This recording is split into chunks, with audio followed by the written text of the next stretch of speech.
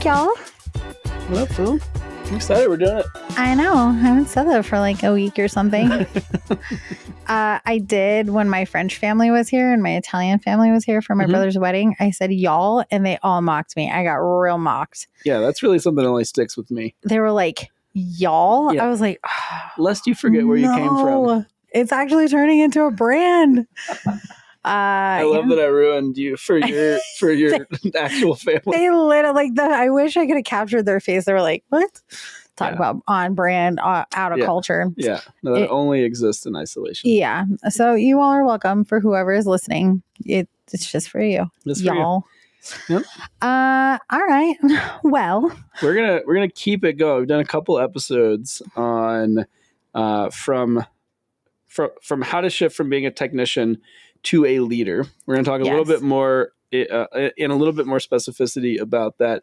Today, we're going to take it a step further and talk about how to go from being a technician to a visionary, specifically how to finally start to lead instead of just work.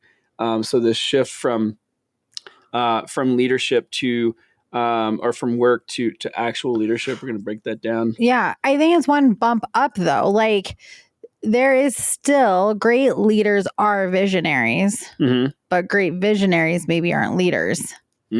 Totally. So, because AKA me, like I'm a great visionary, but maybe not always a great leader.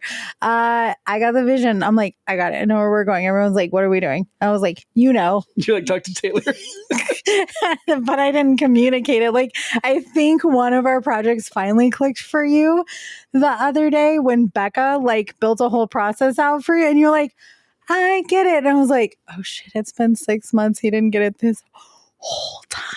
No, I just did. I just assumed we were moving in the right direction, but I had no idea what direction that was. And then Becca was like, I get the vision. And so there is a difference between being a leader and a visionary. Also a difference between technician, leader, visionary. So we're bumping it up one more notch. So of course. Question time. Question. In light of the heat, we're going in with today. Where are you stuck in technician mode in our business and not able to step into your visionary powers? Because we know Christine's a vision fairy, but Taylor also has great vision. When I'm allowed to. I felt like that wasn't a face punch. It was like a neck stab. No. Yeah. That's a great question. I mean, I think I think my version of that is holding on to other people's details when I don't need to, I mean, you know that well, like, and some of that's, I got to figure out how to like turn that off. I mean, that's something that I, for whatever reason, like can't shake. Like I just remember every single thing that everyone has to do all the time. And some of that comes from, I think it's two pronged. I mean, some of it comes from, I mean, it's like, it's really easy, busy work to follow up on people's shit. And so it can feel like, you're like, oh, I checked it, right? Like I can write a long list of like the things I need to follow up on, and that can feel productive if I'm not, if I feel like I'm not in the headspace or I don't want to dive into something that pushes me. I'm like, oh, I'm gonna just go like email these 15 people and see how their projects are going. Let me build out this back end process. You like? Yeah, I do that too. I actually came out after something I was doing. And you were like, I built this whole thing. I was like, he does so much in his free time. Like, you just get so much done. I'm like, damn it. Yeah. As you've always said, for better or for worse, I'm the only person that makes you feel lazy. Literally, I was just like, Which is not true. You're not lazy at all. I mean, I was working, but like you came out and it was so productive. I'm like, I had a conversation. Yeah. That's all I did. Yeah. I talked. Some of that's technician based for sure. I'm Does the to-do list stop you from being able to see what's next or like the vision. In some instances, I think for sure. I mean, I can definitely hide in that when I'm feeling, if I'm not feeling particularly confident, or I feel like the thing is going to be challenging or be vulnerable or whatever the instance is, then a good default is just a lot of technician focused follow up stuff. Like, it's yeah, it's stuff that other people have. I don't know. It's a place that can feel like safe, and it's a nice little like dopamine hit. But all that to say, it bogs me down too. Like it's not like I can just do that and move on. Like I carry all that stuff, and it takes up space in my brain. So I know it's definitely, when I'm in that space, it's not like I'm doing that and doing the other thing well. Like it's definitely one or the other. I just had this like very visual moment of you like as a little kid, and instead of like pulling all the rocks and stuff out of your pockets, like, okay, Taylor, give me the to-do list, you're like pulling it out of your brain, and you're like, it's just all this stuff falling all over the table. I've been that way forever though. Like I was that, like I kept track of my parents' schedules and was like, hey, you need to leave for work, like go. Like I've been a 65-year-old man my entire life. Like I was an adult at 6 years old. I don't know, and for whatever reason, so I think some of it can be a strength if I channel it in the right direction. Some of it can certainly be a crutch as well and keep me out of things that are growth oriented and get trapped in things that are certainly just, ticky-tacky like BS that I know for sure. I'm like, it's me hiding.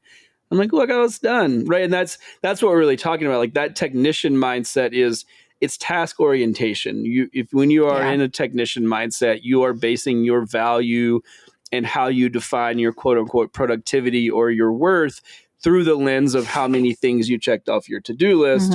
Versus leadership is a much different skill to master, in that it is not based on, it's not an output oriented it's not an output oriented role, right? It's based on your ability to aggregate information, deliver it concisely to a group of people so that those individuals can carry it out better than you can. That's the other piece, is you have to be willing to recognize that like you're not the person for the job.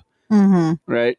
Like best case, this person's smarter than I am, and that's a hard pill to swallow for many people, right? I mean, specifically with entrepreneurship, like ego's part of the game. Like anybody, like we can't, it'd be silly to be like, no, that's like 100%. Like entrepreneurship is ridiculous. You're saying that like all these other thousands of people failed, but you think that you're smart enough to do it. Like it's ludicrous. The whole construct is silly. So the ego is part of it.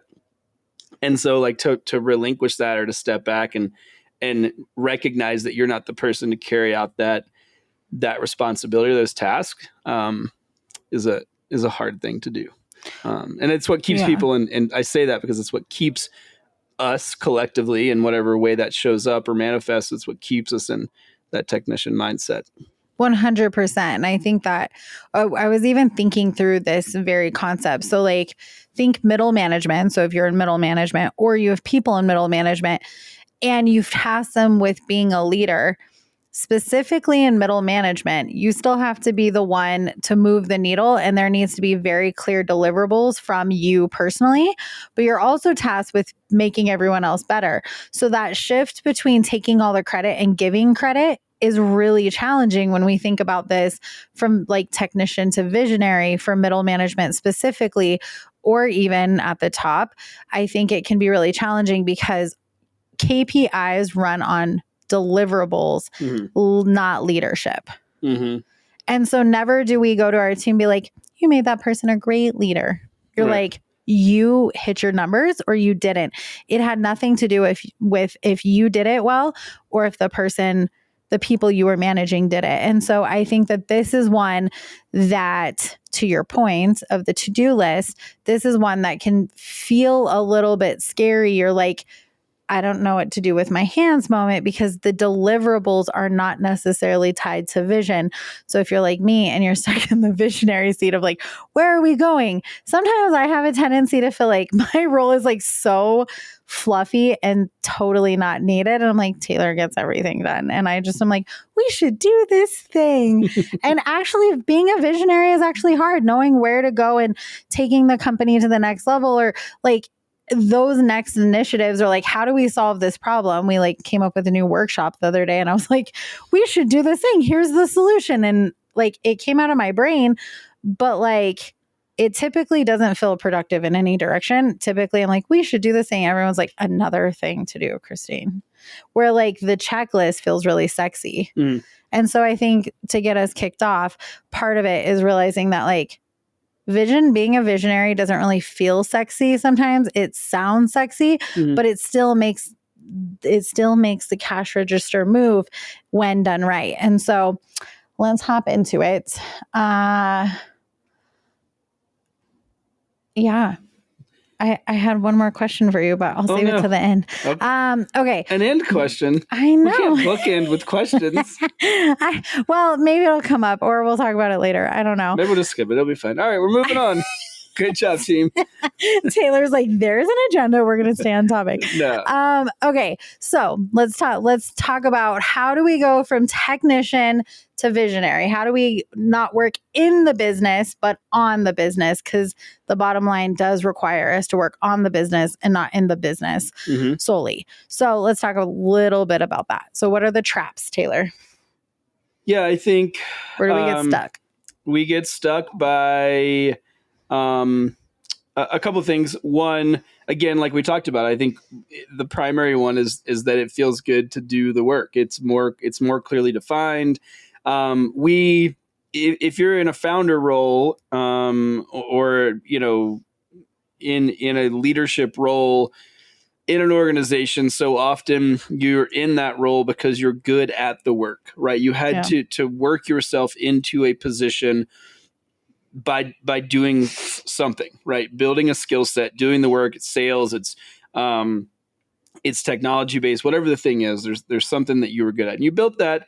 And then you recognize, or there comes a point when you recognize that doing the work and leading the work are very different things. And this is ultimately this is the inflection point that will stop every single leader, is that if you do not recognize, or if you recognize it and you're unwilling to make an adjustment, that doing the work and leading the work are different things, you've plateaued, right? Because you can only do so much. There's a bandwidth thing again, and then there's an input component too.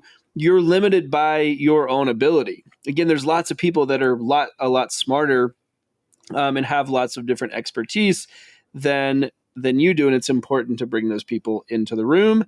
And so you just can't scale if you're wearing too many hats. And then also if you have a team of technicians, so even if the team is bigger, so you're like, okay, well, no, I brought other people into the room, but if everyone's behaving like a technician, you're still in the same boat. We've worked with teams like this, right? We're like, it's a company of 150 people, but you got 135 technicians.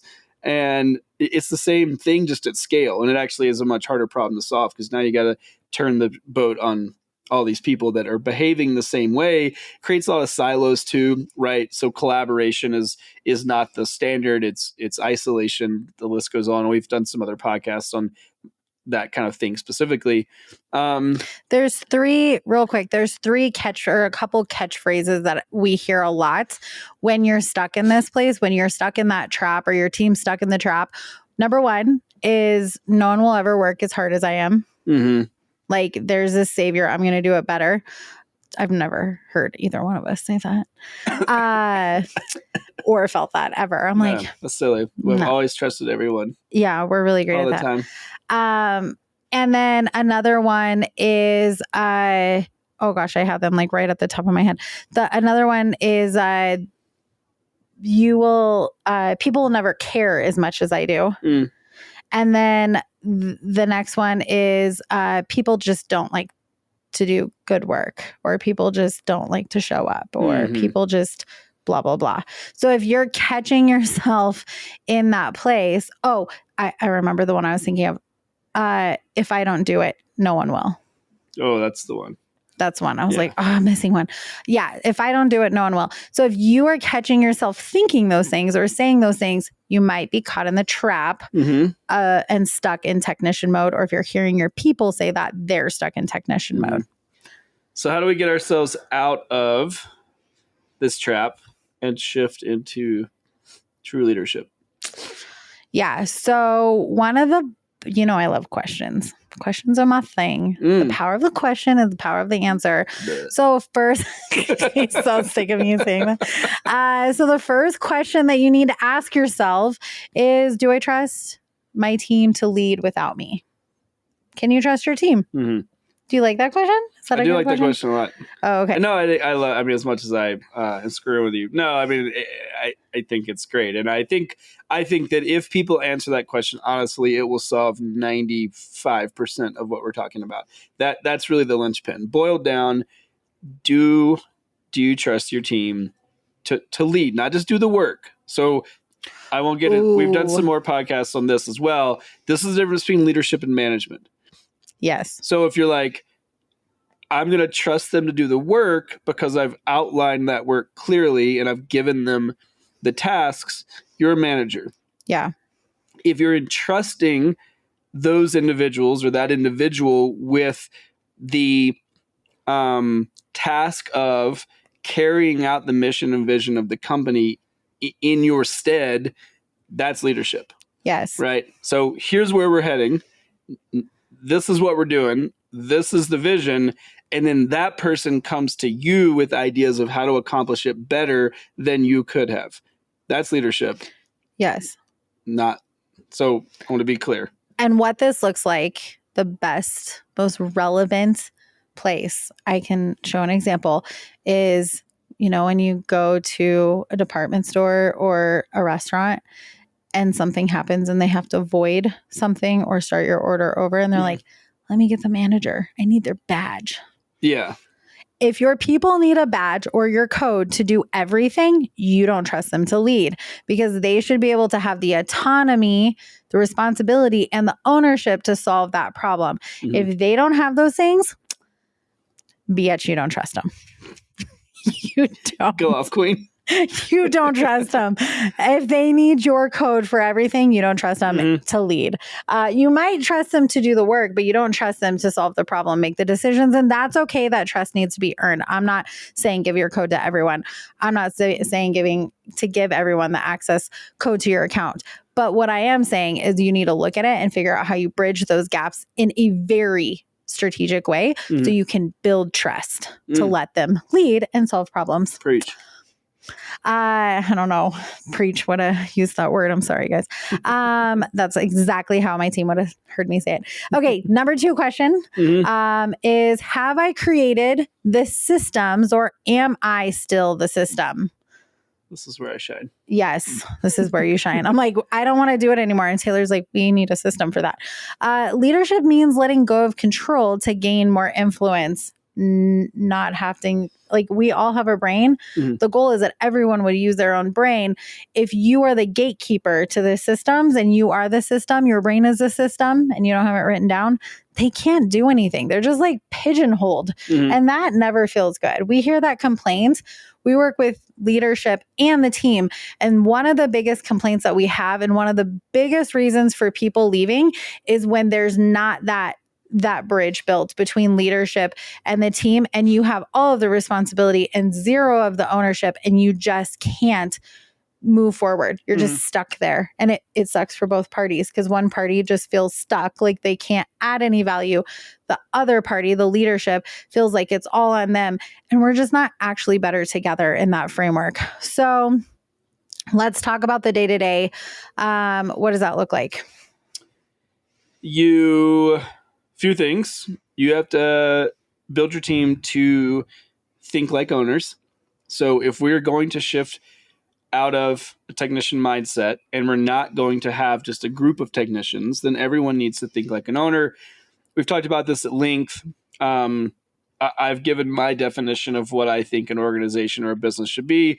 A great business is a place that creates an environment where people can thrive and step up and do greater work than they ever thought imaginable. So if you do that, you're creating a space that feels like everyone has ownership in the company. That's what we're going for. So it's not people just doing tasks. Anybody can do that. You should just hire high school kids if you want them to follow a list of tasks. If you really want to shift from technician to visionary, then train people to think like owners. Next is you have to create clarity. So these things are only as good as your ability as a leader to communicate them effectively. Again, if people don't know in what direction they're heading, you were just talking about systems. That also comes with a few other caveats that I'll state just briefly, which is you have to define their roles clearly. So people need to know how they're supposed to show up, in what capacity within the organization. You need to outline your expectations of that role and of that individual clearly. And you have to be clear on your values, right? So your values are your roadmap. That's something that we work with organizations to get in place. We use them in a tactical way. This would be a great example of how to use that. This is not just something we put up on the whiteboard. It's actually the values that take us in the direction of our vision. So if you bring people on that and build a culture around those values, then people can step into an ownership role because they know the roadmap. And the next thing is we have to develop leaders in a few different ways. One, we have to give feedback. So go do this thing, and then we're going to talk about how it's going, and then we're going to look for opportunities for growth. We're going to look for things that stretch people outside of their comfort zone. So we're not just going to play to their strengths. We're not just going to give them things that are safe. We're going to collaborate in a way that pushes people. And then from a leadership perspective, we're going to show up in a mentorship role. And then when we do those things, that allows us to exit from a leadership perspective. That allows us to exit this day-to-day technician kind of hamster wheel and move to a culture it allows us to step into a visionary role, and it allows us to move to a culture where everyone else can really kind of pick up the torch and run with it. So if you want to make that shift, just high level recap, again, bring on people that think like owners, communicate clearly, define expectations, use your values as a roadmap, and then push people and make sure to show up from a mentorship perspective. We've talked on other podcasts about how to provide feedback and how to do that tactically. But yeah, that's how to make it happen. Can I add a bonus one there? Ooh. Allow failure. Yeah. All of those things, if you're not allowing failure and you're not allowing people to understand what happens. We just had a conversation with the leader the other day, and they're like, I knew they were going to do it wrong. Like, they had this great idea. I knew it probably wasn't going to go well. And I gave them the pros and cons, and they still decided to lead in that direction. And I let them do it. And it was so great. And I think sometimes we just, as leaders, we're like, I've seen you do this way. I just want to try it. And as business owners, we do that shit all the time. I'm like, is this going to work? We throw some noodles. We're like, that didn't work. We do it this way because of this. But we don't let our team lead that from that place. And so they can't think like an owner because they have no space to, and they have no space for failure. So that was a bonus point. Just dropping bonus nuggets. Like a little rabbit trail. That visual for my visionary, I was like, I really feel like I know exactly what you saw in your brain, and that makes me really happy.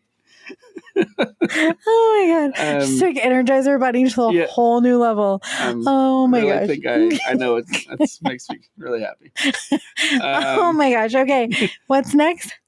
Leadership challenge. Ding, ding, ding, ding, ding. I wonder if our listeners are sick of that yet.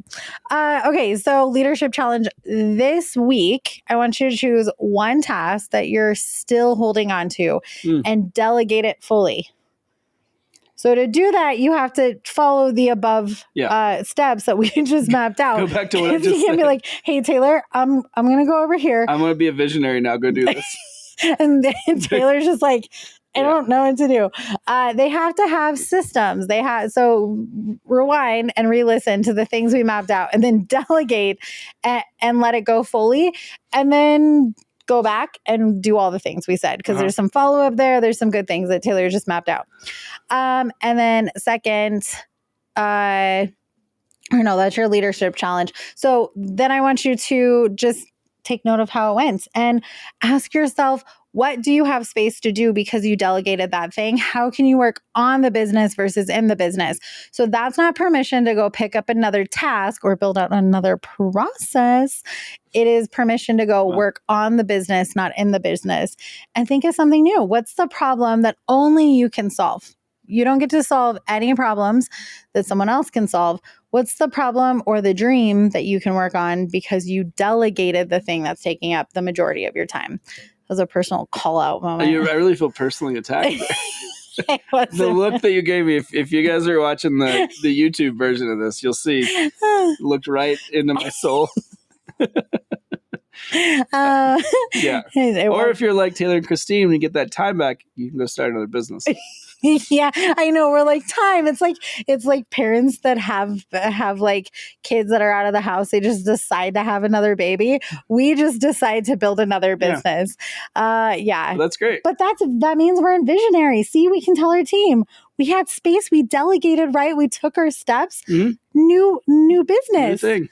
So exciting. Yeah. You too can work 500 hours a week. And be a visionary. No, but seriously, it is, you can, be intentional with that time, shift to thinking more, versus doing more, carve out time for deep work, for strategy, for all of the things that typically take a backseat when you are in technician mode. I promise you, it moves the needle in a meaningful way. It allows you to show up in your business different. It allows you to show up to your team, or with your team in a different and more meaningful way. It's more fulfilling, and your business grows. Like, your bottom line will change, and there's very real impacts here from a revenue perspective, from a customer acquisition perspective. The list goes on. So, last but not least, where can you find us this month? We're going to be, as always, we're going to be in Littleton, Colorado. We have 2 in-person events at the end of August, the 4th Wednesday and 4th Thursday of this month. We're going to be doing our health and fitness roundtable for health and fitness entrepreneurs. We're also going to be doing our service hub for trades and services industry. If you're looking to connect with others, grow, push yourself, really much of what we're talking about today, if you want to shift from technician to leader, these events are for you. We're talking about tactical strategies. We're putting you in the room with other driven entrepreneurs so that you can flatten the learning curve and actually move the needle in your business. So join us there. We'll have the information for that in the show notes. As always, you can find us at impactinitiative.network. Lots of cool updates to the website. We got the podcast on there now. We got cool new products. We got new information about our team. We got all kinds of things happening. I don't even know. None of which we've done. And I literally just found out about this a couple days ago. I literally didn't know. Like right now. I was today years old when I found out that information. I'm like 2 days old. So this is a real-time example of what it looks like when you're in visionary versus technician. So again, impactinitiative.network. If you're anywhere in Colorado or you want to catch a flight, come see us in person. And until then, we'll see you next time on Impact Minded. Bye, y'all.